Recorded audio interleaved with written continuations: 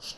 Por eso la importancia de la fase de preparación. La fase de preparación en España yo creo que no se generan los problemas que ha advertido el vicepresidente, el ministro, probablemente porque yo creo que está más aquilatado el procedimiento, ¿no?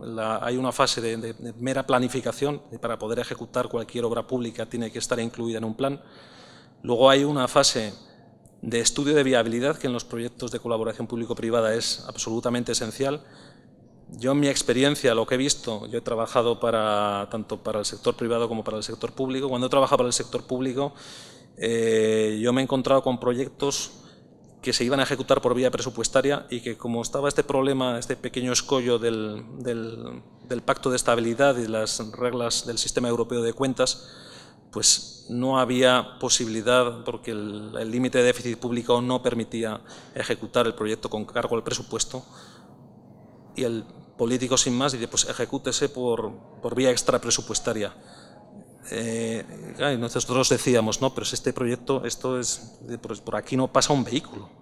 Entonces, este no es un proyecto susceptible de ser estructurado porque el riesgo-demanda no hay plazo, en la edad del universo para que ese proyecto se pueda recuperar la inversión.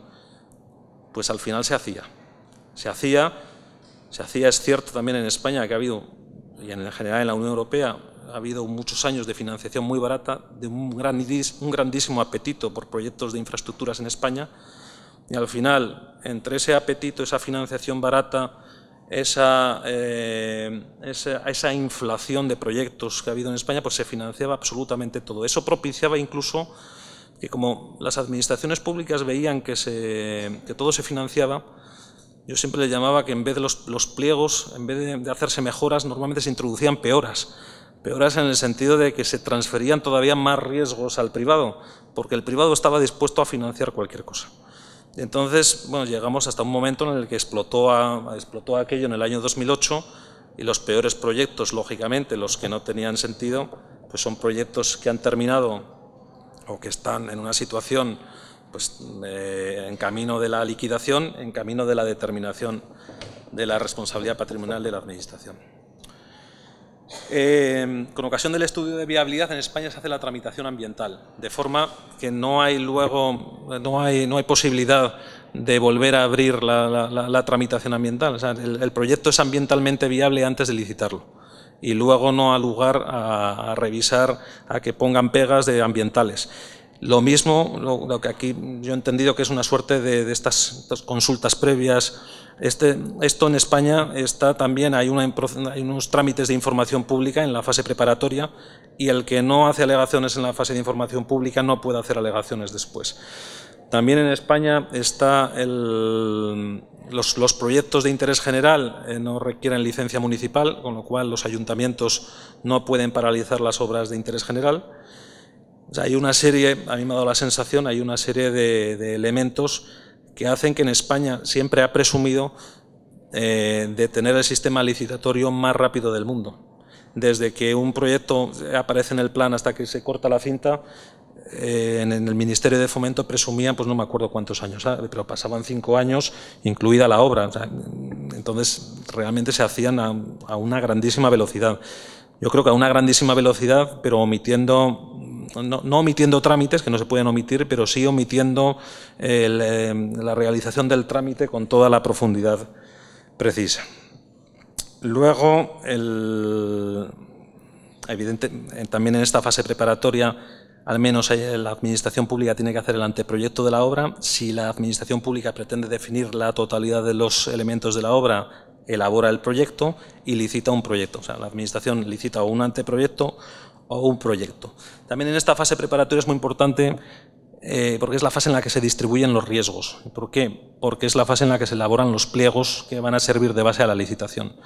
Cuando hablamos de riesgos, en los despachos nos preguntan siempre que hagamos un informe sobre qué riesgos vemos. Y nosotros tenemos una grandísima capacidad para identificar todo tipo de riesgos, con lo cual yo voy a referirme a los que considero que son esenciales, ¿no? El riesgo proyecto, si el licitador tiene que redactar el proyecto. El riesgo, que aquí hemos hablado del riesgo predial, en España se llama riesgo expropiatorio, pero es el mismo. Riesgo que tiene una doble manifestación y en España ha tenido muchísima importancia este riesgo, luego me referiré cuando hable de los casos concretos. Este riesgo es, lógicamente, la aparición de sobrecostes en la adquisición de los bienes y derechos necesarios para la construcción de la infraestructura y los retrasos que pueda haber dentro de este proceso. Yo he entendido que en Colombia esto ya se ha solucionado. En España tenemos un procedimiento expropiatorio de urgencia y además permite la ocupación del bien con un mero depósito previo a la ocupación. O sea, hay una pequeña cantidad se deposita si no está de acuerdo, lógicamente, el expropiado, y a partir de ahí es el expropiado, si lo quiere impugnar, pues tiene primero una vía administrativa y un jurado provincial de expropiación forzosa, y si no está de acuerdo con la resolución, con el criterio del jurado, puede ir a los tribunales de justicia. De forma que en España es muy habitual que proyectos de infraestructuras que están en explotación desde hace 10, 15 años, todavía las fincas que le sirven de base no se haya satisfecho el justiprecio expropiatorio, porque es un justiprecio que ha sido sometido a revisión jurisdiccional y hay gente que lógicamente ha llegado hasta el jurado provincial de expropiación forzosa y luego son 2 instancias judiciales, hay que llegar al Tribunal Supremo y al final eso pues lleva mucho tiempo. Otro riesgo importante en los proyectos de colaboración público-privada es el de construcción, lógicamente. ¿No? El de construcción, tanto la desviación en plazo, a quién le es imputable, en función de quién tome las decisiones que determinen un retraso, si el retraso es imputable al concesionario o es imputable a la administración. Lógicamente, la aparición de sobrecostes, cuál es la causa de los sobrecostes, y luego los riesgos asociados al riesgo de construcción. El riesgo geológico es un riesgo importante. Normalmente los proyectos no suelen tener estudios geológicos muy exhaustivos, de forma que siempre suele manifestarse el riesgo geológico. Riesgo arqueológico, en un país como España, pues que han pasado por allí pues, 40 civilizaciones, pues hay piedras y hay restos por todas partes, entonces siempre aparecen más poblados íberos de los que uno había previsto. Contaminación de los suelos, la reposición de los servicios afectados, que también es una cuestión importante, las redes eléctricas, redes de gas, agua, que se vean afectadas por la construcción de la infraestructura. Luego el riesgo de demanda, riesgo absolutamente esencial en aquellos proyectos en los que bien hay pago por usuario o bien hay pago por la administración en sustitución del usuario, los denominados proyectos shadow toll, que viene del derecho inglés, donde se ha utilizado frecuentemente, y en España ha tenido bastante predicamento porque los peajes pasaron, sobre todo en alguna región como Cataluña, pasaron a ser notoriamente impopulares, de forma que las administraciones públicas querían transferir el riesgo-demanda, pero no querían cobrarle al usuario, de tal forma que terminaron pagando ellas por el usuario. Y eso es riesgo-demanda también. Riesgo-disponibilidad en aquellos proyectos en los que no hay usuarios o no hay una demanda, es necesario transferir el riesgo de disponibilidad de la infraestructura, es decir, que la infraestructura esté disponible con arreglo a unos estándares determinados en el contrato, de forma que si la infraestructura no cumple esos estándares, el concesionario ve disminuida la retribución a la que tiene derecho. Riesgo muy importante, que es el riesgo de financiación y el riesgo de refinanciación. Riesgo de financiación, yo creo que es la asignatura pendiente en general en casi todos los proyectos. ¿Por qué? Porque el riesgo de financiación es prácticamente imposible. Uno, cuando lee las ofertas que hacen los bancos siempre son indicativas. Entonces, uno en los pliegos puede exigirle al licitador, que es un elemento absolutamente esencial, hacer una oferta en la que exista una oferta de financiación. Aunque uno diga que sea en firme, al final los bancos se las arreglan para que no sea en firme. Las ofertas de financiación siempre son términos indicativos, sujetos a negociación, y es una negociación que tiene lugar después de celebrar el contrato. La financiación se termina cerrando, pero el problema muchas veces es que no se termina cerrando en los términos de la oferta. ¿Por qué? Porque sobre todo en sistemas licitatorios tan veloces como el español, los bancos no tienen tiempo material y probablemente no tendrían tampoco intención de invertir mucho dinero en analizar el proyecto para un licitador que puede no resultar adjudicatario. Con lo cual los bancos hacen una oferta que suele ser de un par de páginas, 3 páginas, no más, que contrasta notablemente con luego la extensión que tienen los contratos financieros, que son contratos de cientos y cientos de páginas.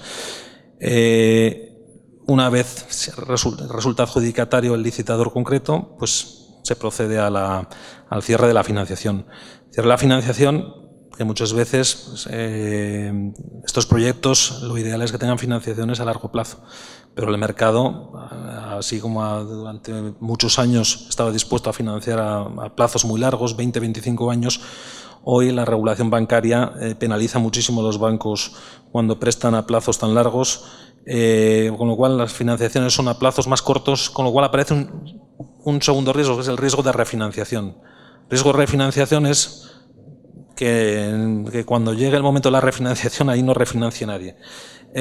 Con lo cual el proyecto lógicamente entraría en una situación de insolvencia, daría lugar al concurso de acreedores y si no se soluciona por vía de convenio a la liquidación.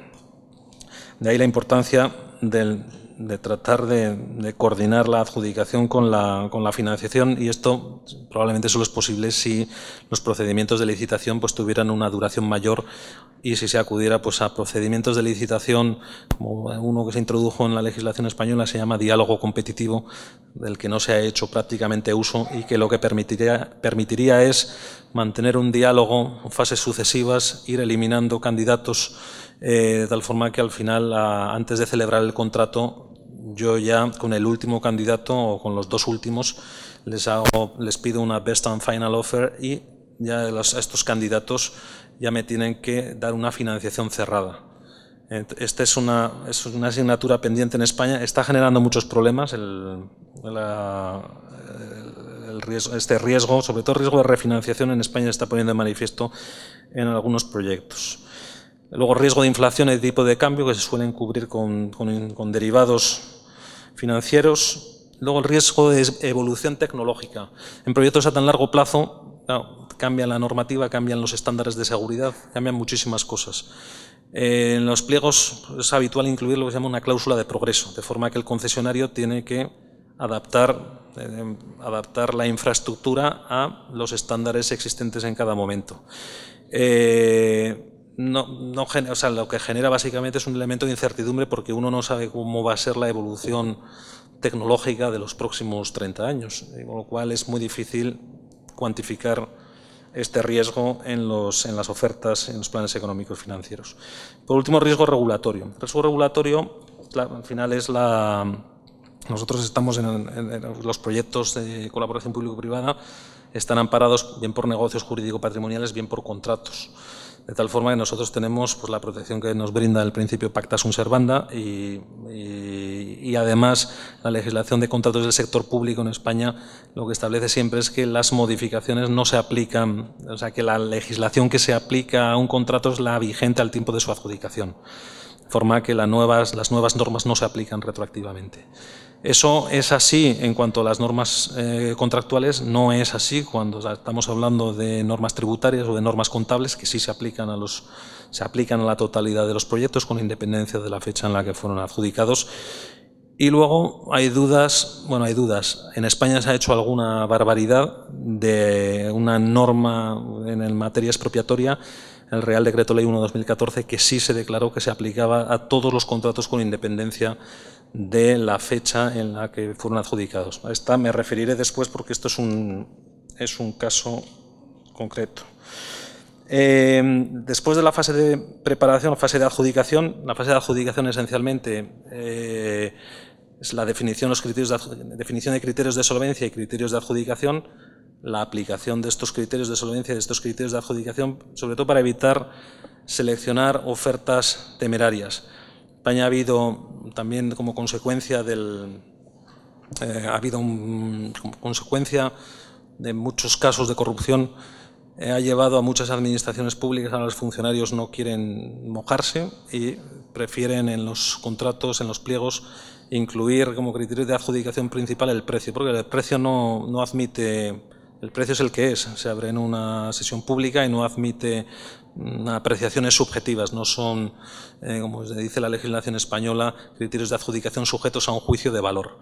De tal forma que esa preponderancia de los criterios de adjudicación automáticos básicamente el precio, frente a los criterios de adjudicación dependientes de un juicio de valor, lo que ha propiciado es que mucha gente vaya a las licitaciones como si fuera una subasta, porque saben que al final el criterio preponderante va a ser el precio. Esto en España funcionaba relativamente bien cuando el régimen de modificación de los contratos era muy flexible. ¿Por qué? Porque yo me podía permitir el lujo de hacer una baja rozando la temeridad, si no directamente temeraria, y luego tratar pues de, bueno, en España se hablaba siempre de la industria del modificado, ¿no? de gente que se había especializado en conseguir que los poderes adjudicadores modificaran los contratos una vez adjudicados, y ellos no ganaban en el tiempo de la adjudicación, pero ganaban durante la ejecución gracias a estos modificados. Esto ya no es así. En España, como consecuencia de una directiva comunitaria de contratación pública, ahora mismo la modificación de los contratos tiene un régimen muy estricto. Luego, la fase de ejecución. En la fase de ejecución, pues básicamente yo resaltaría bueno, he hablado de la modificación del contrato. La modificación del contrato he dicho que ahora mismo es muy restrictiva. Prácticamente la modificación solo es posible si está prevista en los pliegos, y si no está prevista en los pliegos, la modificación de los contratos en España únicamente es posible por causas tasadas, que el proyecto tenga omisiones o errores, que el proyecto no se ajuste pues, a algunos hechos nuevos que puedan ser riesgo geológico o arqueológico, que haya algún suceso de fuerza mayor o algún suceso de un caso fortuito. Es decir, son causas tasadas, en ningún caso pueden implicar una alteración sustancial de la concesión, y se entiende que hay una alteración sustancial si modificamos el valor del contrato en más o menos 10%.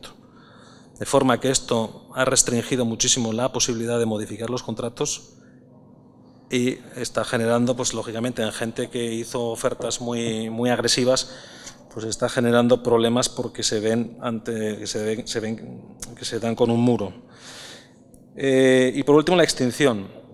La extinción es en España, por desgracia, se ha puesto de moda la extinción de los contratos de concesión.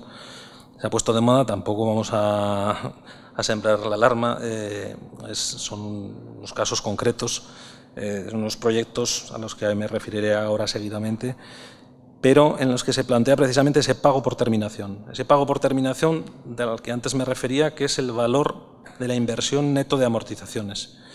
Luego puede ser un poquito más o un poquito menos en función de si la causa de resolución es imputable o no es imputable al concesionario, con la indemnización de los daños y perjuicios. Pero básicamente nos tenemos que quedar con la idea de que yo tengo una garantía que es el valor de la inversión neto de amortizaciones en caso de terminación anticipada, cualquiera que sea la causa. Y ahora hablaré de los problemas concretos. Los problemas concretos, yo he seleccionado varios por tratar de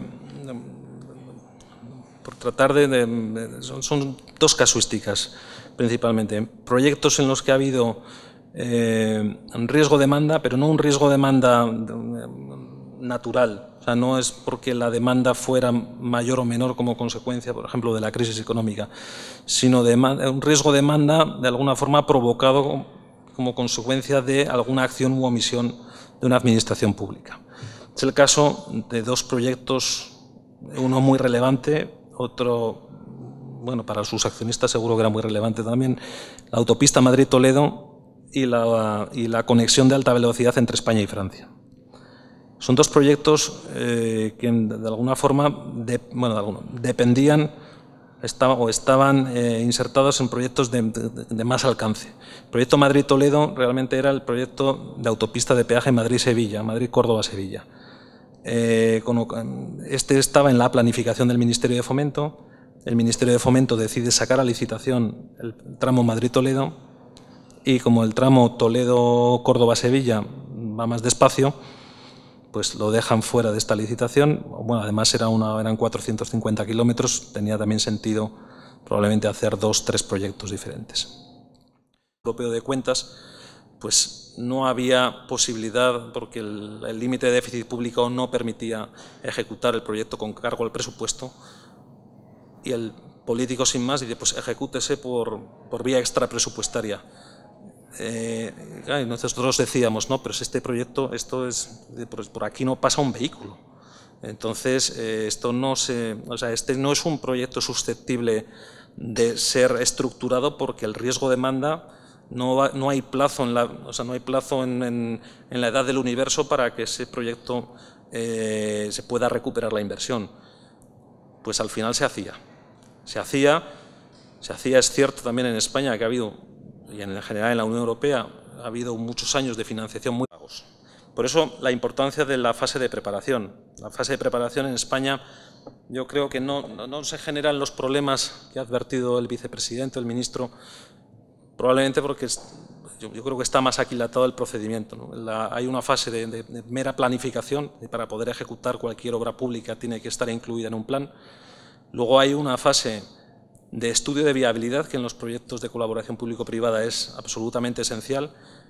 Yo, en mi experiencia, lo que he visto, yo he trabajado tanto para el sector privado como para el sector público. Cuando he trabajado para el sector público, yo me he encontrado con proyectos que se iban a ejecutar por vía presupuestaria, y que, como estaba este problema, este pequeño escollo del pacto de estabilidad y las reglas del sistema de barata, de un grandísimo apetito por proyectos de infraestructuras en España, y al final, entre ese apetito, esa financiación barata, esa inflación de proyectos que ha habido en España, pues se financiaba absolutamente todo. Eso propiciaba incluso que, como las administraciones públicas veían que todo se financiaba, yo siempre le